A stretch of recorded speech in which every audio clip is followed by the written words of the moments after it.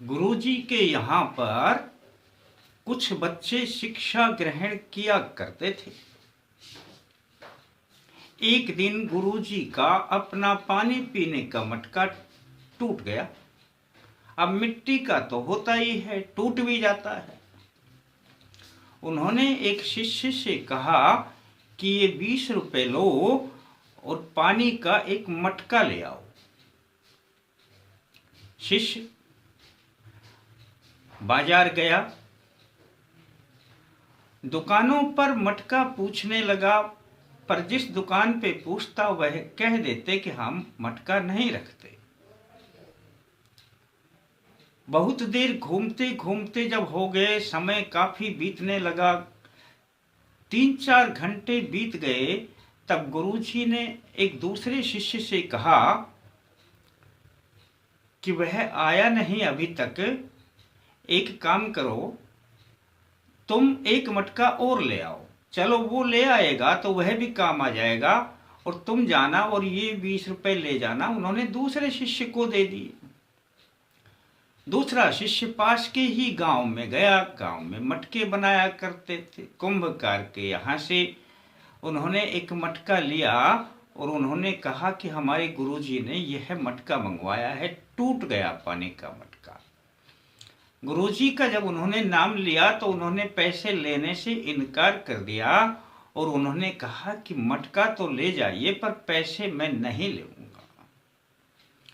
आपके गुरुजी के पैसे हम नहीं ले सकते, ये मटका हमारी तरफ से ले जाए। वह गया और उन्होंने गुरुजी से 20 रुपए भी लौटा दिए और मटका भी दिया कि जो मटका बेचने वाला था उन्होंने पैसे ही नहीं लिए। गुरुजी ने कहा कोई बात नहीं। अब कुछ देर के बाद दूसरा शिष्य भी आ गया, परंतु खाली हाथ। उसके पास तो मटका ही नहीं था।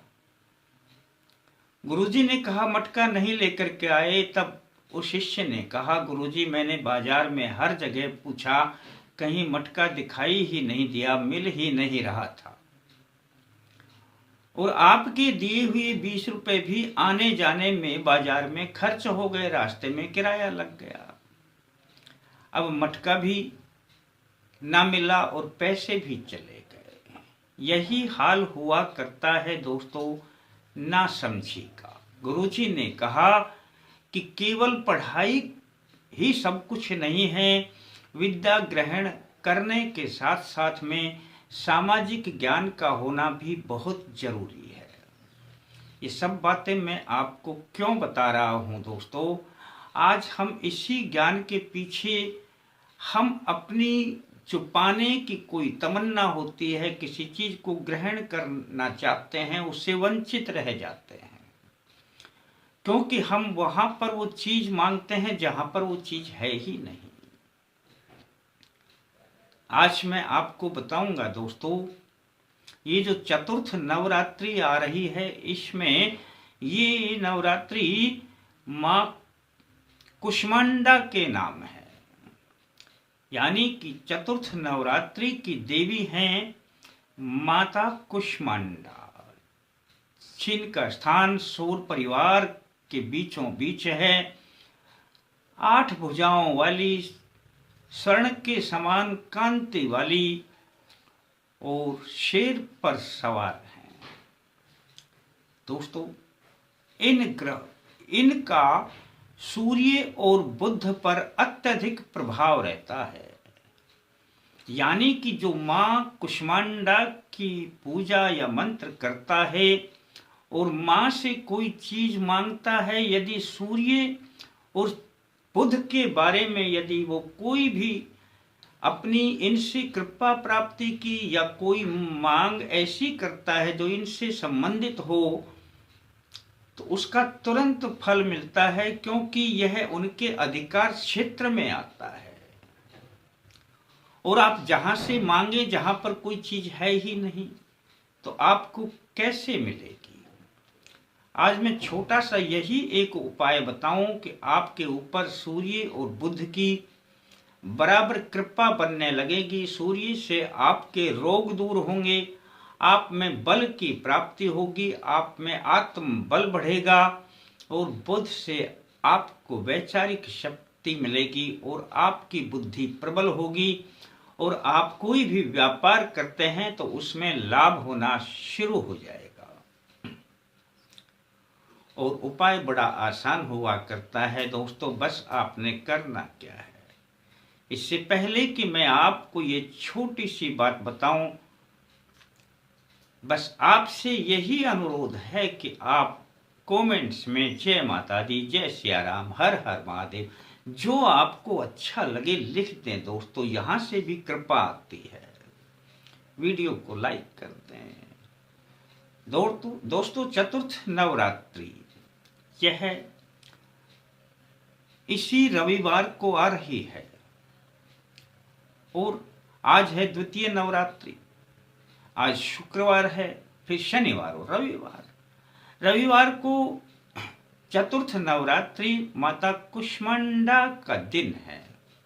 इस दिन मां कुष्मांडा की शक्तियां आपके आसपास में मौजूद रहती हैं। चूंकि ये रविवार को आ रही है और सूर्य पर इनका पूरा प्रभाव रहता है, तो सबसे पहले तो नहा धोकर सूर्य को जल दें। उसके बाद दोस्तों आप अपना दीपक लगा करके पूरब की ओर मुख करके बैठ जाएं और सबसे पहले हाथ में जल लेकर के ओम श्री विष्णु, ओम श्री विष्णु, ओम श्री विष्णु, हे परमपिता परमेश्वर, मैं मां कुष्मांडा के ये मंत्र जप कर रहा हूं, इसमें मुझे सफलता प्रदान करें। जल को नीचे डाल दें, इतना सा ही काम। फिर ध्यान करें मां कुष्मांडा का कि हे मां कुष्मांडा, आप हमारे स्थान पर पधारें और हमें आशीर्वाद दें। इतना करने के बाद दोस्तों आपने अपने एक हाथ में, सीधे हाथ में, दाहिने हाथ में 2 इलायची रख लेनी है। 2 इलायची रखने के बाद आपने मां कुष्मांडा के इन मंत्रों को करना है। बस इतना छोटा सा प्रयोग हुआ करता है और दोस्तों छोटा सा प्रयोग को छोटा समझकर छोड़ ना देना। अब कितने मंत्र करें आप इसकी संख्या पर ना जाएं, आप कम से कम 10 मिनट कर लें। 10 मिनट के बाद ज्यादा हो जाए कोई दिक्कत नहीं, अंदाजे से कर लेना। पहले तो मैं मंत्र बता देता हूं दोस्तों, मंत्र बड़े आसान हुआ करते हैं। ओम ऐं ह्रीं क्लीं कुष्मांडायै नमो नमः। ओम ऐं ह्रीं क्लीं कुष्मांडायै नमो नमः। मैंने तो 2 बार बोल के बताया है दोस्तों, लगभग 10 मिनट कर लेना। और 10 मिनट करने के बाद दोस्तों ये जो इलायची हैं तो इनको अपने मुख में रख लेना, इनका रस चूसते रहना। चाहे तो इसे कूटकर चाय में डालकर, दूध में डालकर भी पी सकते हैं। आपका बुद्ध भी प्रबल होने लगेगा। बुद्ध, आपका व्यापार नहीं चलता है, चलने लगेगा। आपकी वैचारिक शक्ति बढ़ने लगेगी। आपको सूर्य से बल मिलने लगेगा। आपकी आत्मा में भी बल पैदा होगा और आपके अंदर कोई रोग है तो रोग भी दूर होने लगेगा और मिलने लगेगा आपको मान सम्मान।